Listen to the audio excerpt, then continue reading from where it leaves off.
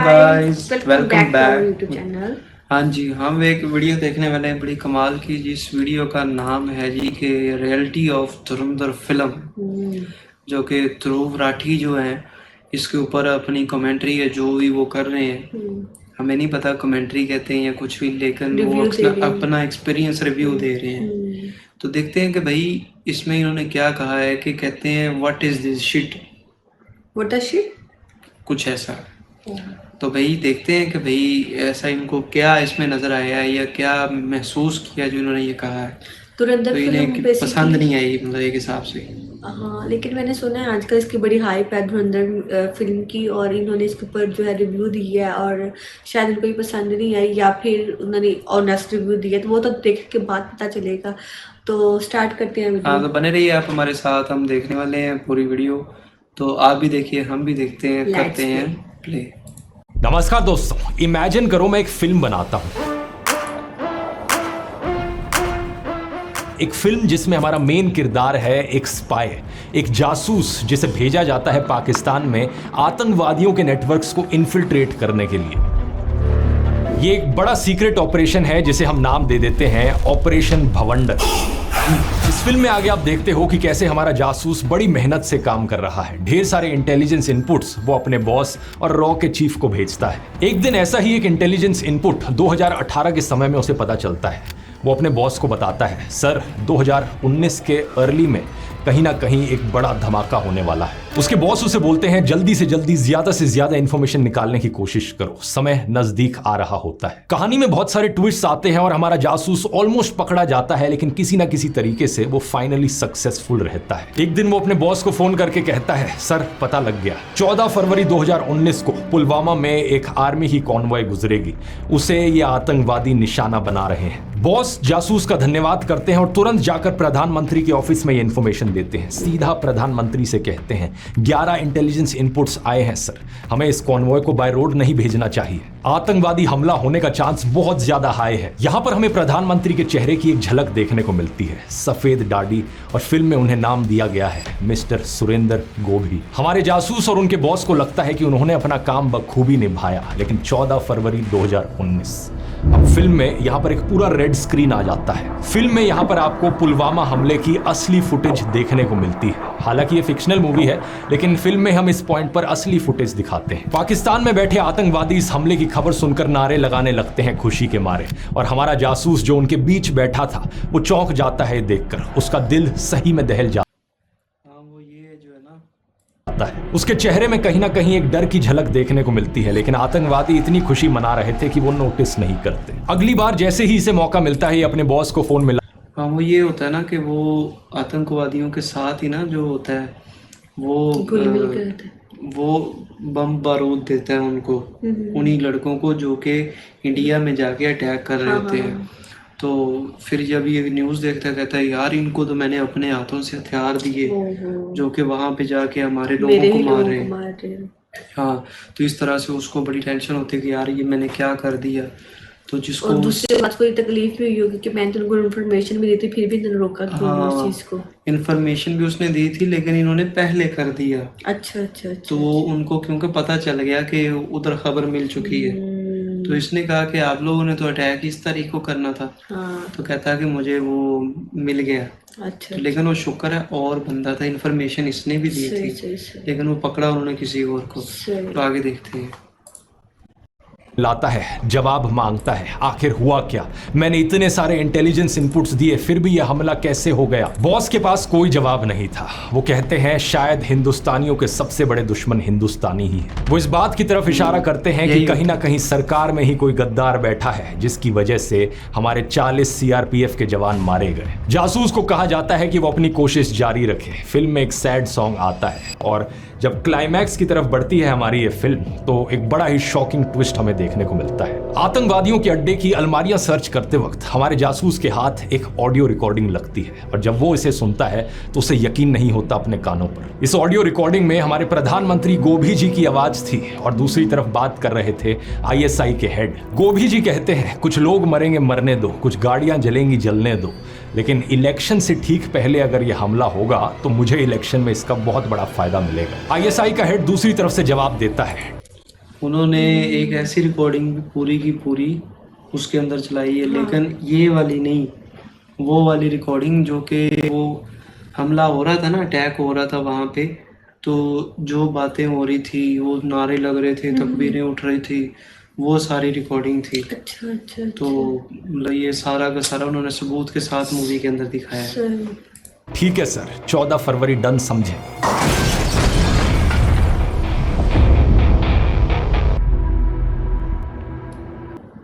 आज के समय में कामकाज में रुकावट काफी अच्छी इंफॉर्मेटिव वीडियो जा रही है, तो मजे की। मजा आया। आपको भी अच्छा लग रहा होगा। आप बोलोगे लेकिन ये तो कभी असली में हुआ ही नहीं, तो मैं कहूंगा कि मैंने कब कहा ये असली में हुआ। मैंने तो फिल्म के सीधा शुरू होने से पहले डिस्क्लेमर लगाया था कि ये तो फिक्शनल फिल्म है। लेकिन फिर आप पूछोगे अगर फिक्शनल फिल्म है तो मैंने पुलवामा हमले का असली में जिक्र क्यों किया, असली डेट और असली फुटेज क्यों दिखाई अपनी फिल्म। मैं कहूंगा ये फिल्म असल में फिक्शनल फिल्म है, लेकिन इंस्पायर्ड फ्रॉम रियल इवेंट्स है। तो कुछ चीजें असली हैं, कुछ चीजें फिक्शनल हैं। क्या बात है सर, क्या बात है सर, क्या बात, ये बात है। फिल्म के अगले सीन में कट करते हैं और हमें बॉस दिखते हैं एक बड़ा फेमस डायलॉग बोलते हुए। वो कहते हैं कि चिंता मत करो मेरे जासूस, किसी ना किसी दिन एक देशभक्त सरकार आएगी इस देश में, एक ऐसा प्रधानमंत्री आएगा जो सही में लोगों की फिक्र करता हो, तब हम असली भवंडर करेंगे, तब होगी असली रिवेंज। कैसी लगी मेरी इमेजिनरी फिल्म दोस्तों? आप में से कुछ लोग कहोगे ये किस प्रकार का बेहुदा सड़ा हुआ प्रोपेगेंडा है। मैं जवाब में कहूंगा क्यों भाई, यहाँ पे पाकिस्तान की बुराई करी तो तुम्हें प्रोपेगेंडा दिख रहा है इसमें। पक्का तुम पाकिस्तानी समर्थक, आतंकवादी सिंपैथाइजर होगे, तभी तुम्हें मेरी ये भवंडर फिल्म पसंद नहीं आई। अब आप में से जो इंटेलिजेंट लोग होंगे वो कहेंगे कि बात तो यहाँ पर पाकिस्तान की हो ही नहीं रही, प्रॉब्लम तो मुझे इस पॉलिटिकल प्रोपेगेंडा से है। ये एंटी बीजेपी प्रोपेगेंडा जिसमें नरेंद्र मोदी को यहाँ पर गद्दार दिखाने की कोशिश की जा रही है। और मैं कहूंगा एग्जैक्टली धुरंधर फिल्म के डायरेक्टर आदित्य धर ने कुछ इसी तरीके का झूठा और वाहियात प्रोपेगेंडा फैलाने की कोशिश करी अपनी फिल्म के जरिए, लेकिन उसका असर कुछ अलग ही हुआ है। आइए जानते हैं आज के इस वीडियो में। हाँ, जो उसने मूवी की पूरी स्टोरी बोली है ना, मैंने मूवी देखी है, यही है। अब आगे जो इसने नोट किया है, जो ये निकालना चाह निकालेगा, वो अब दिखाएगा। ये देखते हैं हम भी, आप भी देखते रहे।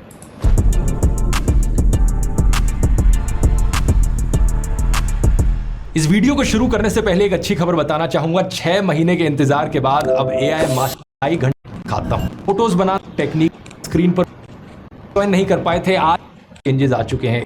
हम ऐड नहीं देखने वाले।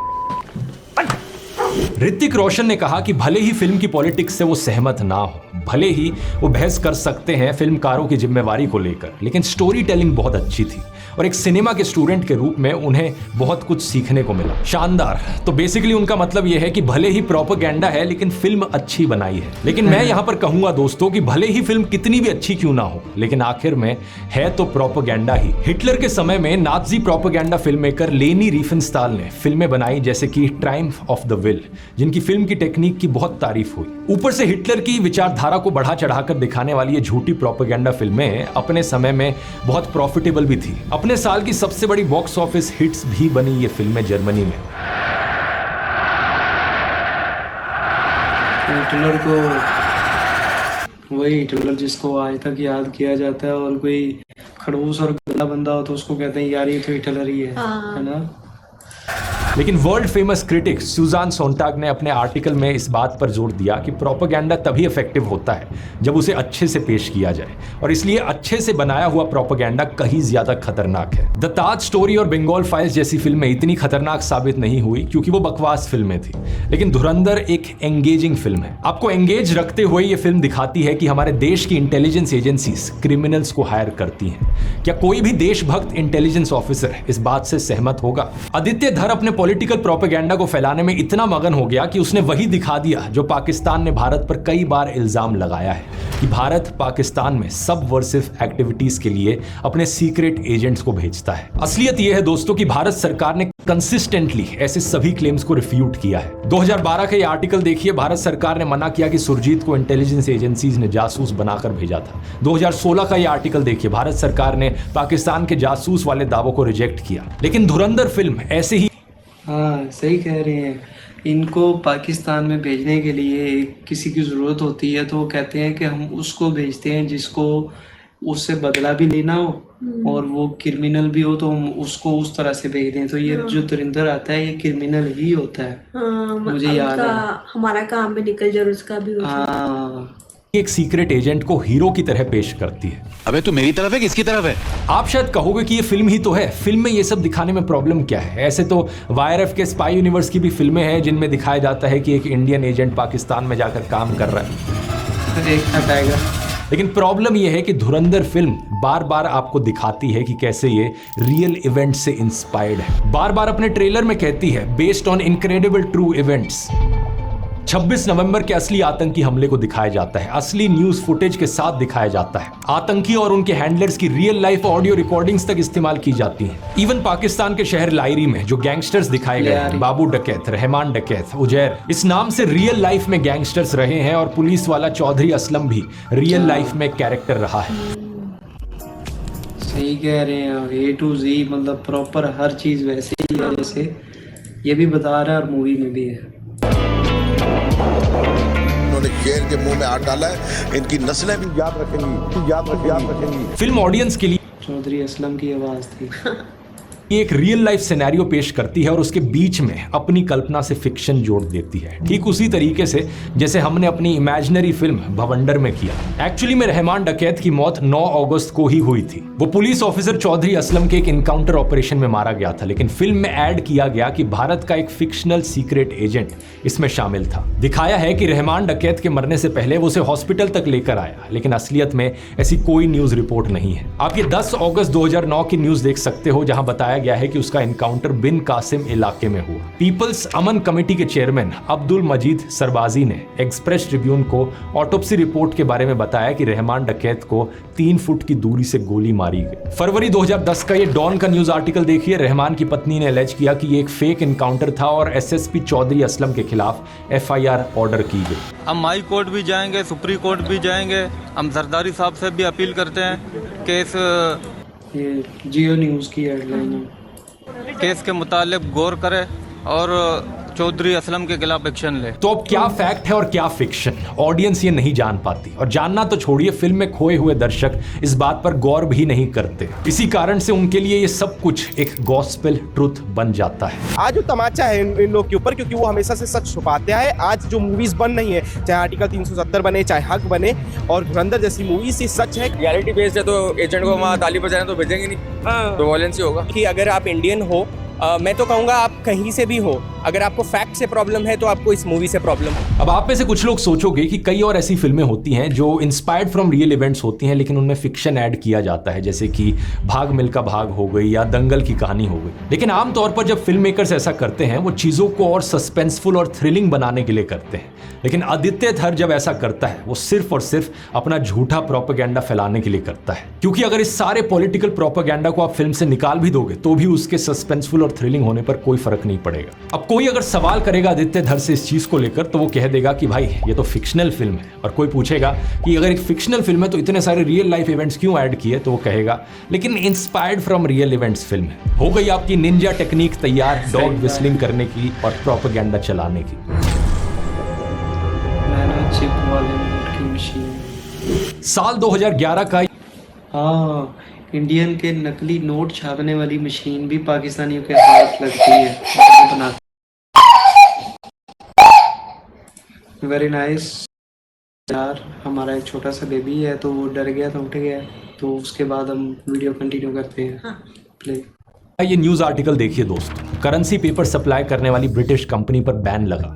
Minister of state for finance नमो नारायण मीना ने राज्यसभा को बताया कि ब्रिटिश कंपनी डेलारू का भारतीय रिजर्व बैंक नोट मुद्रा प्राइवेट लिमिटेड के साथ एक कॉन्ट्रैक्ट था बैंक नोट का पेपर सप्लाई करने के लिए। अब जुलाई अगस्त 2010 में यह बात नोटिस में आई कि डेलारू द्वारा सप्लाई किया जा रहा पेपर प्रिस्क्राइब्ड स्पेसिफिकेशंस के मुताबिक नहीं था। कंपनी ने बाद में इस कमी को स्वीकार किया, जिसके बाद मनमोहन सिंह सरकार द्वारा इस ब्रिटिश कंपनी को सिक्योरिटी क्लियरेंस मना कर दी गई। आगे देखिए आर्टिकल में क्या लिखा है। इन्फोर्समेंट एजेंसीज ने जो रिसेंटली जाली करेंसी पकड़ी थी उनकी क्वालिटी लीगल करेंसी नोट्स के जैसी थी। इंटेलिजेंस रिपोर्ट्स ने सजेस्ट किया कि पाकिस्तान में हाई सिक्योरिटी प्रेस में जाली नोट छापे जाते हैं और भारतीय अर्थव्यवस्था को हिलाने के लिए भारत में स्मगल किए जाते हैं। इस न्यूज आर्टिकल को पढ़कर आपको क्या फीलिंग आ रही है? यही ना कि हमारी इन्फोर्समेंट एजेंसीज अपना काम कर रही थी, इंटेलिजेंस एजेंसीज अपना काम कर रही थी और उनके इनपुट्स के आधार पर मंत्री एक्शन भी ले रहे थे। लेकिन फिल्म ने इस जाली नोट के रेफरेंस को लेते हुए दिखाया कि कैबिनेट मिनिस्टर ने नोट छापने की मशीन को फॉल्टी बताया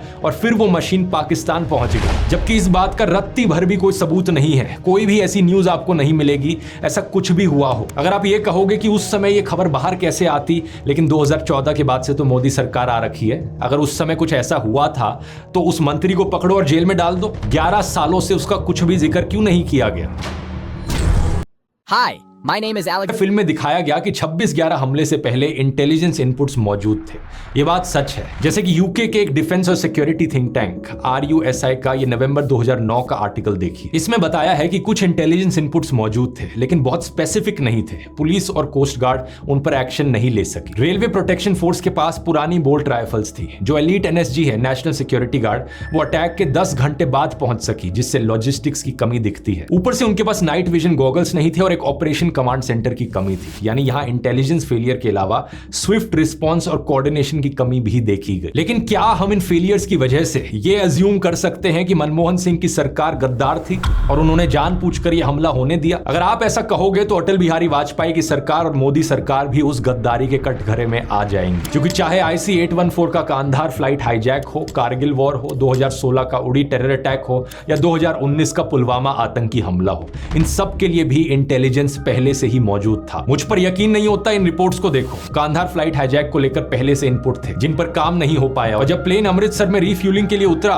वहां पर भी थ्रेट को न्यूट्रलाइज नहीं किया जा सका। इसी हाईजैक के दौरान मसूद अजहर जैसे खतरनाक आतंकी को छोड़ा गया था। बाद में कई आतंकी हमलों में उसकी इन्वॉल्वमेंट देखी गई, जैसे कि 2001 का JNK असेंबली अटैक, 2001 का इंडियन पार्लियामेंट अटैक, 2008 का 26/11 attack, 2016 Pathankot attack, 2019 Pulwama attack और अब 2025 में red fort terror attack. India today के इस न्यूज आर्टिकल को देखिए। उड़ी आर्मी इंस्टॉलेशन के टारगेट होने को लेकर स्पेसिफिक इनपुट्स मौजूद थे। IB ने आर्मी यूनिट्स को अलर्ट भी किया था लेकिन फिर भी उड़ी टेरर अटैक हो गया। पुलवामा आतंकी हमले को देखिए। फ्रंटलाइन की एक इन्वेस्टिगेशन ने बताया था कि 2-3 नहीं 11 इंटेलिजेंस इनपुट्स मौजूद थे। कितने? 11 इंटेलिजेंस इनपुट्स। चाहे इंटेलिजेंस फेलियर हो या इंटेलिजेंस इनपुट होने के बावजूद खराब कोऑर्डिनेशन हो या खराब प्लानिंग की वजह से चूक जाना हो, इन सभी फेलियर्स के लिए सरकार और सिक्योरिटी एजेंसीज को क्वेश्चन किया जाना चाहिए और ये किसी भी नागरिक का अधिकार ही नहीं बल्कि फर्ज है। ये सवाल लोग बीजेपी सरकार से भी पूछते हैं और पहले कांग्रेस सरकार से भी पूछते थे। हर तरफ आलोचना भी होती थी। लेकिन चाहे कांग्रेस सरकार हो या बीजेपी सरकार, किसी के लिए भी ये कहना कि ये सरकार गद्दार है और जानबूझकर आतंकी हमला होने दे रही है, ऐसे एक्स्ट्रा ऑर्डिनरी क्लेम्स के लिए एक्स्ट्रा ऑर्डिनरी एविडेंस की जरूरत होती है। अभी हाल ही में हुए रेड फोर्ट टेरर अटैक पर भी ऐसी अफवाहें उठाई जा रही थी कि अगले दिन इलेक्शन थी तो मोदी सरकार ने जानबूझकर करवाया होगा। मैंने अपने वीडियो में खुलकर कहा था कि सरकार को इस तरीके से ब्लेम करना सही नहीं है। मैं मानता हूं कि इस सरकार ने ऐसे कई काम किए हैं जिससे इन पर बिल्कुल ट्रस्ट नहीं किया जा सकता, लेकिन इस तरीके से बिना किसी सबूत के इस तरीके से कंक्लूजन पर पहुंच जाना यह भी बहुत गलत है। लेकिन सोचकर देखो, अगर कोई फिल्म डायरेक्टर पूरी की पूरी फिल्म इस चीज पर बना दे, इंस्पायर्ड बाय ट्रू इवेंट्स, और फिर डायलॉग डाला जाए फिल्म में कि यह सरकार देशभक्त नहीं है, तो आपको कैसा लगेगा? आदित्य धर बीजेपी के तलवे चाटने में इतना खो गया कि उसने यही बेवकूफी कर डाली। वैसे शायद इसको बेवकूफी नहीं कहना चाहिए। नाजी प्रोपेगेंडिस्ट लेनी रिफेनस्टाल, जिसका मैंने वीडियो में पहले जिक्र किया था, वो हिटलर के मारे जाने के बाद कुछ ऐसा ही कहती थी कि मैं तो बस एक मासूम सी फिल्म मेकर हूं, मुझे बस अपनी आर्ट से मतलब था, जो चल रहा था मैंने उसे डॉक्यूमेंट कर दिया। Großartige Inszenierung. Wer hat die gemacht? Wer hat das erfunden? Hitler und Speer haben das gemacht. Ganz alleine? Ja, ganz alleine. Ich hatte damit nichts. Ich wusste gar nichts, hatte keine Ahnung davon. Ich habe das gesehen und habe versucht, das gut aufzunehmen. Aber die Idee, dass ich da mitgewirkt habe, finde ich ja geradezu albern. Modi के सत्ता से बाहर जाने के बाद देखना आदित्य धर भी ऐसे ही डायलॉग्स मारेगा। लेकिन सुजान सोनताग ने अपने आर्टिकल फैसिनेटिंग फैशिज्म में इस झूठ का पर्दाफाश किया था। उन्होंने इसका सबूत दिखाया कि कैसे लेनी हिटलर के तलवे चाटने वाली एक नाजी प्रोपेगेंडिस्ट थी। फिक्शनल फिल्मों में तो प्रोपेगेंडा था ही, लेकिन सुजान ने लेनी की डॉक्यूमेंट्रीज पर भी सवाल उठाया कि किस तरह उसने low angle shots, monumental framing, tracking shots का इस्तेमाल करते हुए नाजी फिगर्स को एक आकर्षक स्पेक्टिकल की तरह पेश किया। Da ist mir der Gedanke gekommen, wenn ich eine dieser Reden Schiene, eine Rundschiene lege, dann ist die Rede interessanter, als wenn ich sie von einem Standpunkt aufnehme. सच बात ये थी कि उसकी फिल्मिंग टेक्निक उसके प्रोपेगेंडा इंटेंशन के साथ 100% sink में थी। इसलिए ऋतिक रोशन जी, इस बात को समझिए कि आदित्य धर के प्रोपेगेंडा और फिल्म टेक्निक को अलग अलग करके नहीं देखा जा सकता। आदित्य धर कोई बेवकूफ नहीं है, वो प्रोपेगेंडा का बवंडर चलाने वाला धुरंधर है।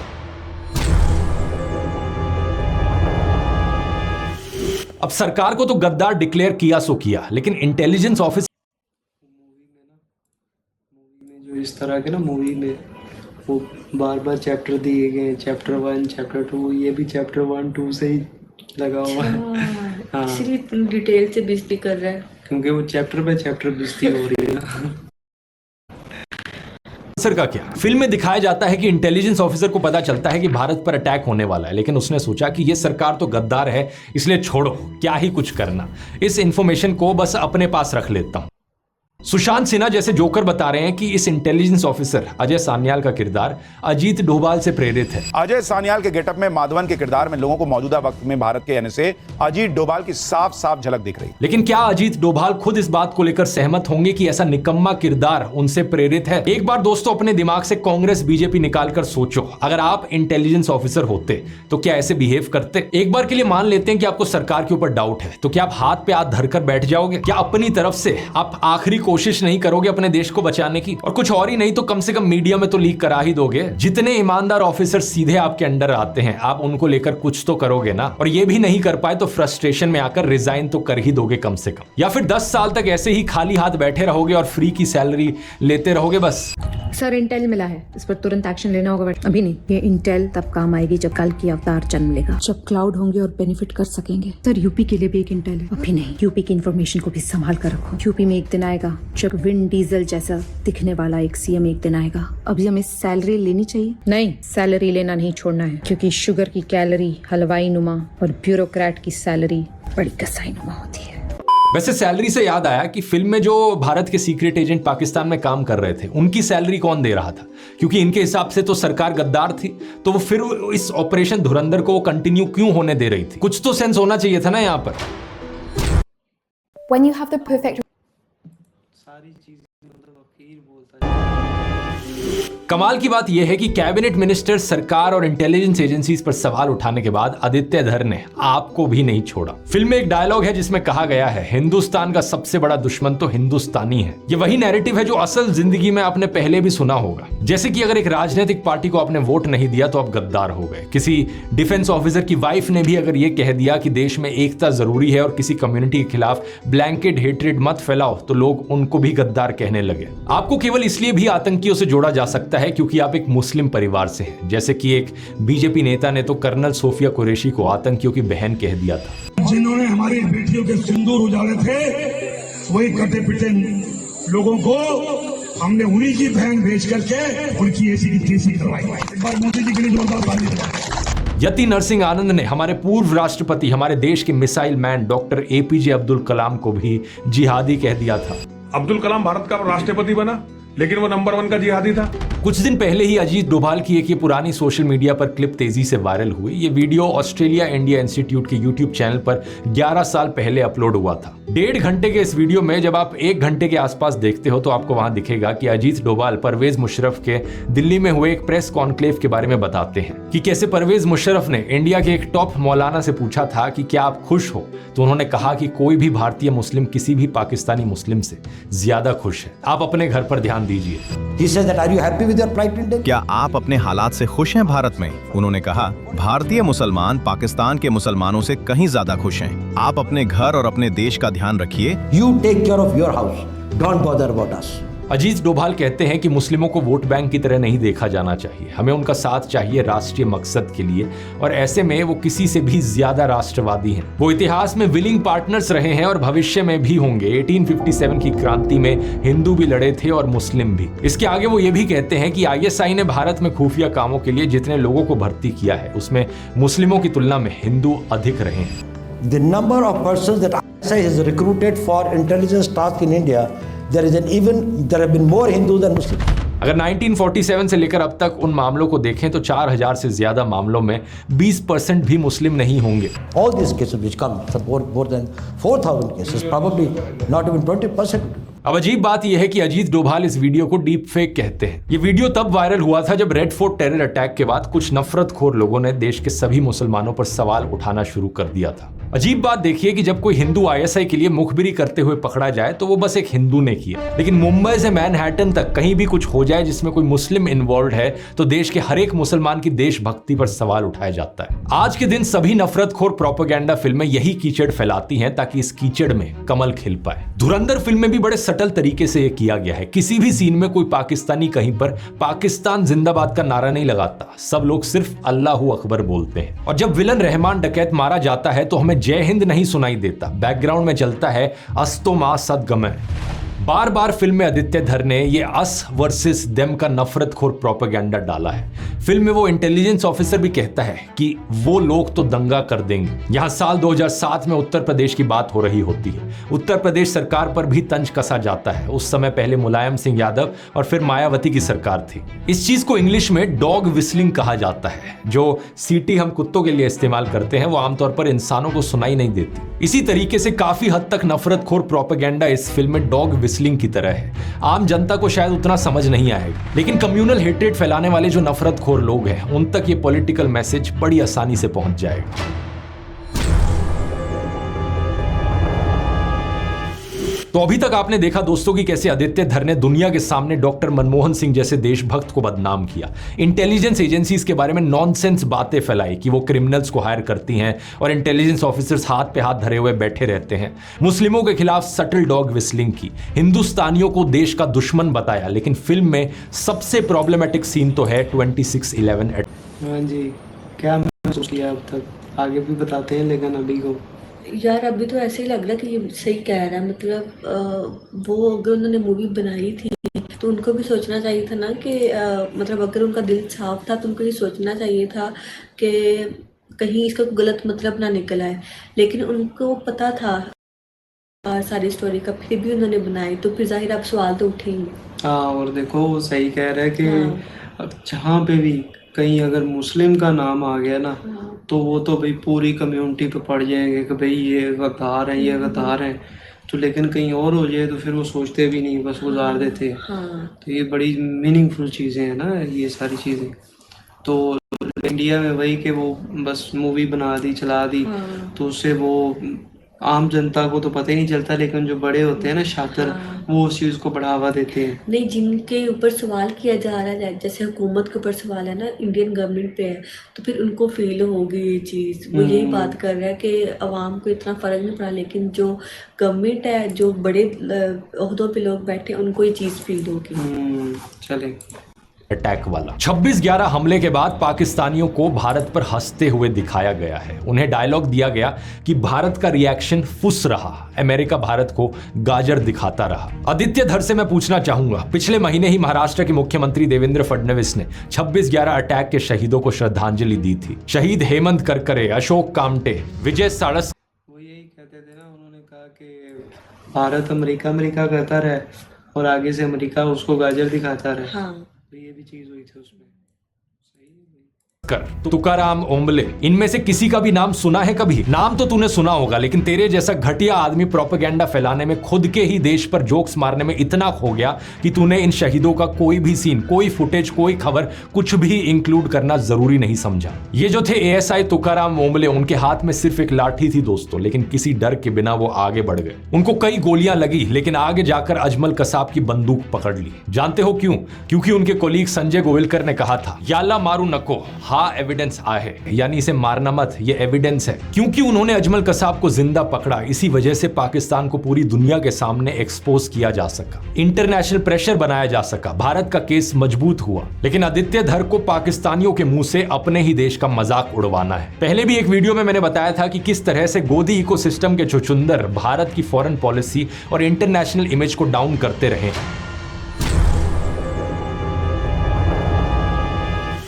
वैसे केवल आदित्य धर ही नहीं, बाकी फिल्म में काम करने वाले एक्टर्स भी तो हैं। रणवीर सिंह, अक्षय खन्ना, संजय दत्त, अर्जुन रामपाल, माधवन, इन लोगों की भी कुछ जिम्मेदारी बनती है कि नहीं? ये लास्ट चैप्टर है ना, अब उसमें खुल के करनी है इनकी।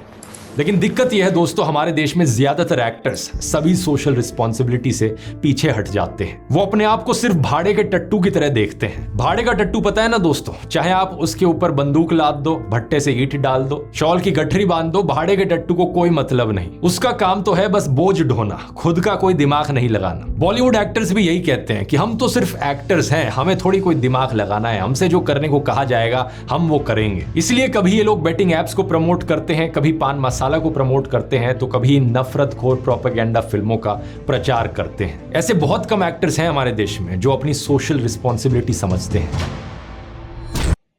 बच्चे तो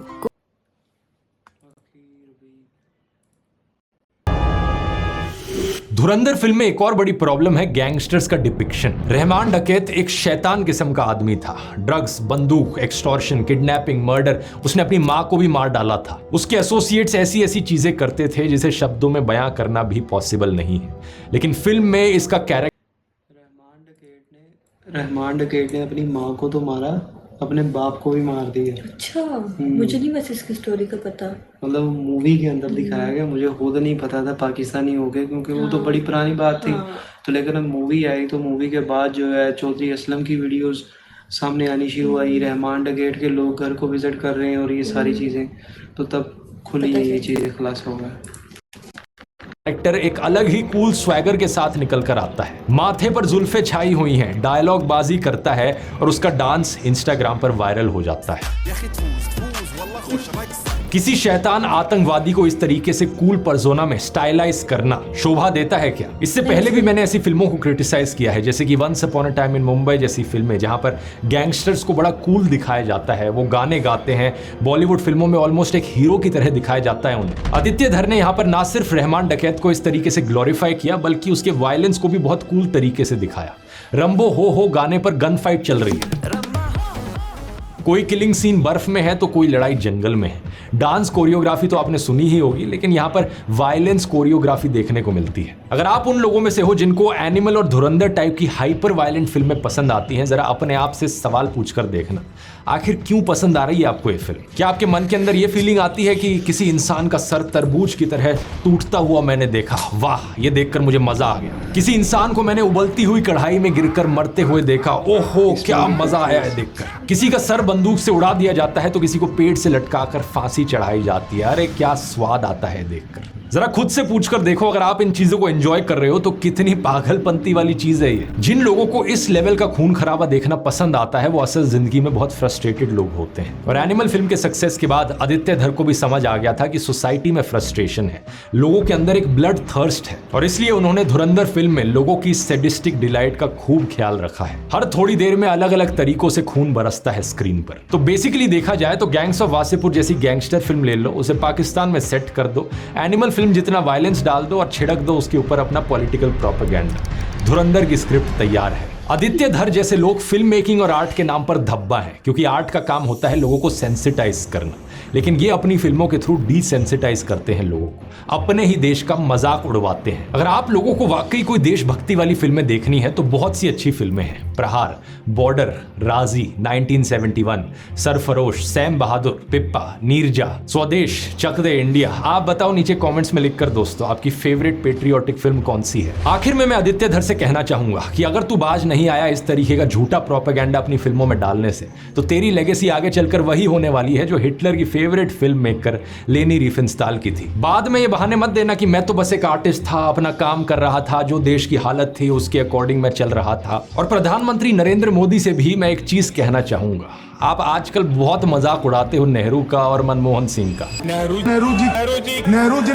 नेहरू जी, नेहरू जी, जवाहरलाल नेहरू। कभी खुद के अपने भाषणों में, कभी अपने पालतू न्यूज चैनल्स के जरिए, तो कभी इन प्रोपेगेंडा फिल्मों के जरिए। लेकिन आज नेहरू और मनमोहन सिंह अपने आप को डिफेंड करने के लिए जिंदा नहीं है। मैं आपसे कहना चाहूंगा कि वक्त का पहिया कभी रुकता नहीं है। जो आपने यहाँ पर प्रोपेगेंडा फिल्मों का एक नया स्टैंडर्ड सेट किया है, आपके सत्ता से बाहर जाने के बाद अगर किसी ने वो बवंडर फिल्म सही में बना दी तो क्या करोगे तब? आपकी बिचारी इमेज का क्या होगा तब?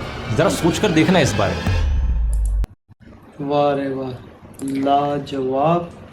और वीडियो एंड होने के बाद मैं ये कहूँगा कि भाई इंडियंस प्यारे हो, आप लोग ही हमें देख रहे हो, हमारा तो रिव्यू होगा वही जो हमने देखा और जो हमने समझा और जो हम बताना चाहते हैं। हाँ, जो हमारी इन्फॉर्मेशन अब मुझे है उसके इसमें हिसाब से। आप बुरा मत मानिएगा, क्योंकि कुछ लोग होंगे जो हमें कहेंगे कि भाई आप लोग क्यों ऐसे बुरा बोल रहे हो, क्योंकि हमने जो समझा और जो हम कहना चाहते हैं वो तो हम कहेंगे, हाँ जो हमें लगता है।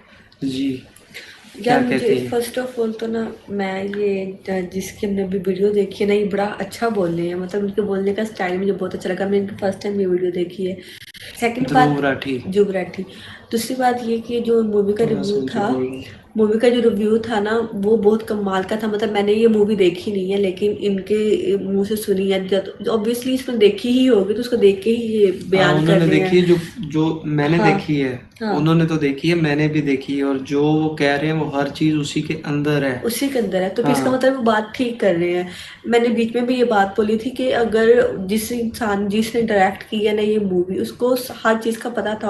ऑब्वियसली अगर आप ऐसी पैट्रियोट पे या ऐसी मूवीज पॉलिटिशियन को लेकर कोई मूवी बना रहे हैं, तो आपको सारा इंफॉर्मेशन और नॉलेज पहले से होता है, और परमिशंस भी लेनी पड़ती यार है। वो ये चीज है ना कि अगर तो उन्होंने जस्ट मूवी बनाई है तो मूवी में देखो कुछ मिलते जुलते कुछ करते हैं, उन्होंने खुद गाइड की, करते उन्होंने हैं, ऊपर लिखा हुआ और है उसमें कि कुछ मसाला डालते हैं। हाँ ठीक है, तो लेकिन इन्होंने अगर वो किया है तो मूवी के अंदर जो ओरिजिनल से हुए हैं, ओरिजिनल जो हाँ, वॉइस रियलिटी बेस्ड उन्होंने लिखा रिकॉर्डिंग्स है। हैं, जो ओरिजिनल रियलिटी है वो उन्होंने क्यों डाल दी है। जो हाँ, ओरिजिनल अटैक हुए थे उनकी पूरी पूरी फुटेज तक दिखाई गई है। दिखाई गई और है। जब बच्चे आए थे उधर इंडिया में अटैक करने के लिए, तो जो इंडिया का जो जासूस था इधर रुका हुआ पाकिस्तानियों के बीच में, तो वो जो बातें हो रही थी उसने सारी रिकॉर्ड की थी, वो रिकॉर्डिंग तक सुनाई गई है बीच में, कि ये बोल रहे हैं, तो गाइड कर रहे हैं कि तुम ये करो, वो उधर से वो आने वाला है, तुम उसको बम फोड़ देना, तुम उसको गोली मार देना,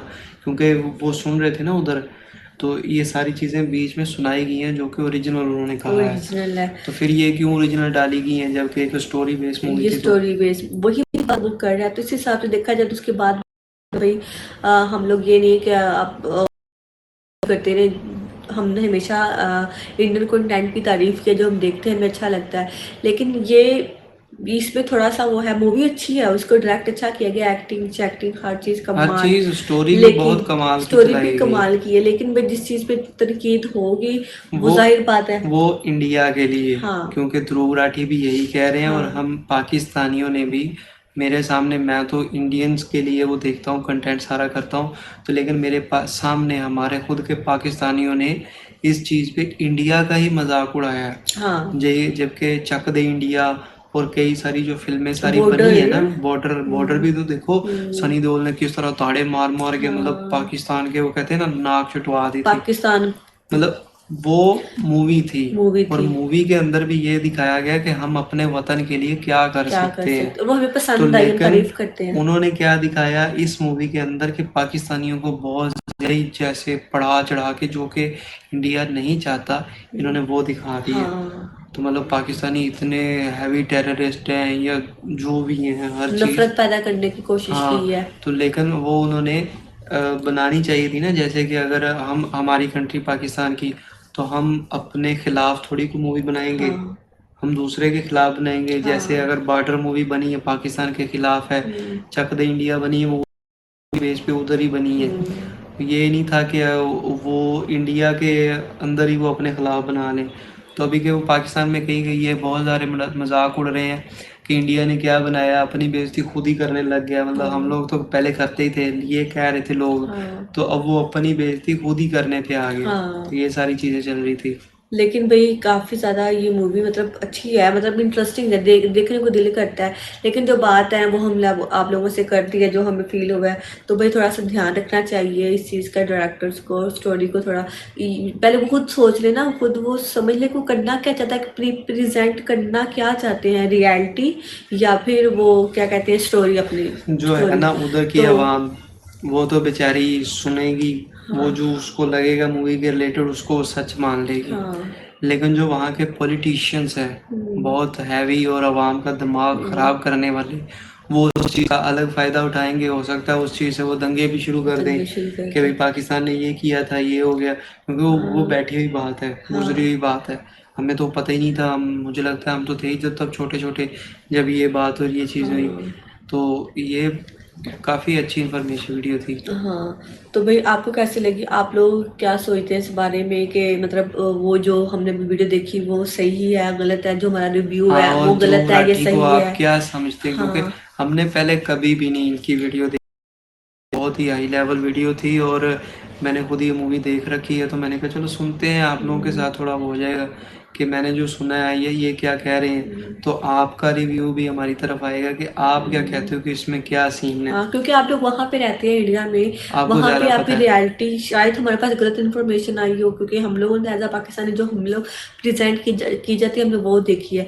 अब वहाँ पे आप लोग रहते हो, ऑब्वियसली वहाँ की स्टोरीज जो रियल होती हैं वो आप तक पहुँची होंगी, तो आप लोग बताएं भी गलत है सही है, क्या एडिशन है, क्या इसमें चीज़ नहीं दिखाई गई, तो आप लोग जो हमें इसमें बताएं। वो कह रहे थे कि पाकिस्तान में आई थी इंडिया का करेंसी छापने वाली टाइल्स आई थी, वो तो नोट, हाँ, कागज, नोट छापने वाली टाइल्स मिली थी इन्हें, टाइल्स मिली थी। टाइल्स इनको मिल गई थी। हाँ हाँ हाँ, तो राइट। इनके पास जो है ना, पाकिस्तान में और इंडिया में जो कंपनी सप्लाई करती थी ना इनकी या मटेरियल, इंडिया में भी वही कंपनी करती थी और पाकिस्तान में भी वही।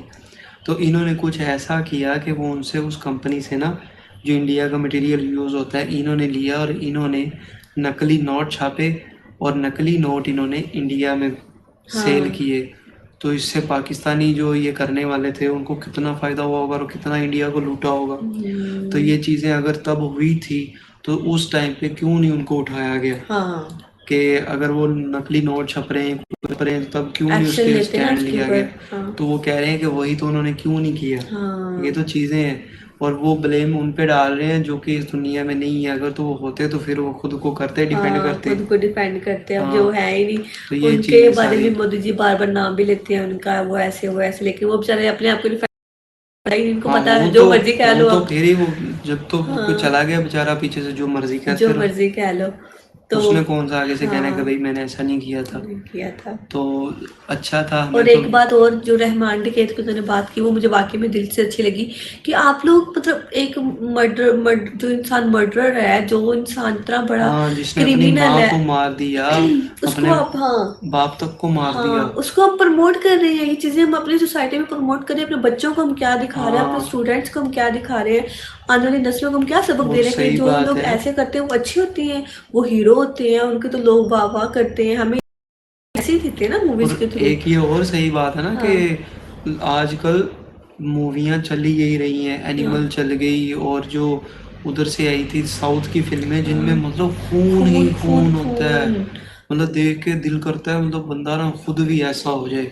मेरा तो नहीं करता। नहीं, मेरा हमारा भी नहीं, लेकिन लोग भी ऐसी हाँ, नेचर के मतलब होते ऐसे हैं। ऐसे दिल करता है कि पावरफुल, वो हाँ, ऐसी वो वैक्शन खुद को भी पावरफुल महसूस करते हैं। अभी के हाँ जैसे अगर कोई आगे इतना बहुत ही हैवी बंदा खड़ा है ना, तो जो छोटा पतला सा बंदा भी ना वो अपने आप को पावरफुल महसूस करेगा कि भाई मैं तो इन्हें मार दे आऊँ। तो हाँ, ये चीज़ें वो कर सकते हैं, और कोई मारे भी ये जाते हैं, मारे भी जाते हैं, तो ये चीज़ें हो जाती हैं। हो जाती है वही पाई, ये इन्होंने बात ये बहुत प्रमोट अच्छी की, नहीं मुझे करना बहुत अच्छी चाहिए। चीज़ लगी कि वाकई में ये वाली मूवी तो वाकई इतनी वायरल हुई है रहमान के, तो और भी ऐसी काफ़ी मूवीज़ है जिनमें खून खराबा लोग देखते हैं, तो जाहिर है ये हमारी ही गलती है ना, अवाम की गलती है, जो जो चीज़ हम देखेंगे वही आएगी हमारे सामने, लोग उसको और ज़्यादा हमें और दिखाने की हमारे कोशिश बच्चों करेंगे। के तक भी वही आगे बढ़ेगी। हाँ, तो ये बहुत ज़्यादा गलत बात है। बाकी भाई इनकी बातें सारी की सारी मुझे बहुत अच्छी लगी, तो आपको इस बारे में क्या लगता है बताएं अपने हाँ जी, कमेंट बॉक्स में, और वीडियो अच्छी लगी तो प्लीज़ वीडियो को लाइक कर दें, और बस